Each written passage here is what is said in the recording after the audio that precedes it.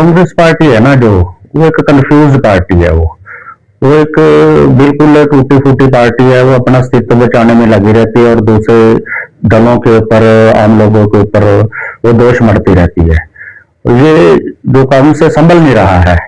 और ऐसी कोई बात नहीं है, भारतीय जनता पार्टी अपने तरीके से काम करती है और भारतीय जनता पार्टी को जो बहुत बढ़िया अच्छा मत मिला है और भारतीय जनता पार्टी का कैंडिडेट जीता है।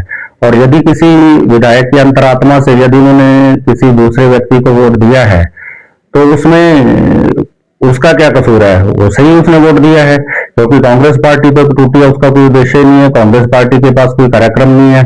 तो उनको जहां ठीक लगा कि जो कैंडिडेट ठीक रहेगा उनको उन्होंने वोट दे दिया। कांग्रेस बीजेपी पर वोट चोरी का आरोप लगा कि जो विधायक दूसरी पार्टी में वोट दे रहे हैं, इस पर क्या प्रतिक्रिया देंगे?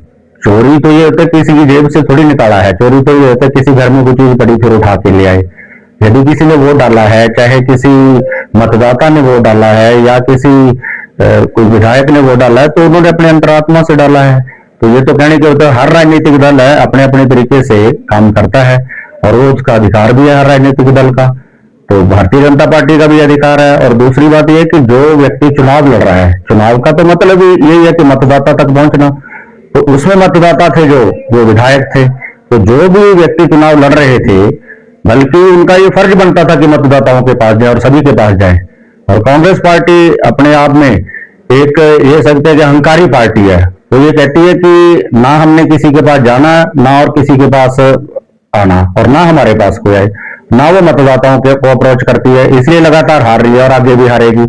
तो जो भी व्यक्ति चुनाव लड़ रहे थे, राज्यसभा का चुनाव लड़ रहे थे, तो उनका ये फर्ज बनता था कि मतदाताओं के पास जाएं। वहां मतदाता विधायक थे तो गए, अच्छी बात है वो, और वो बहुत हद तक कामयाब भी हुए।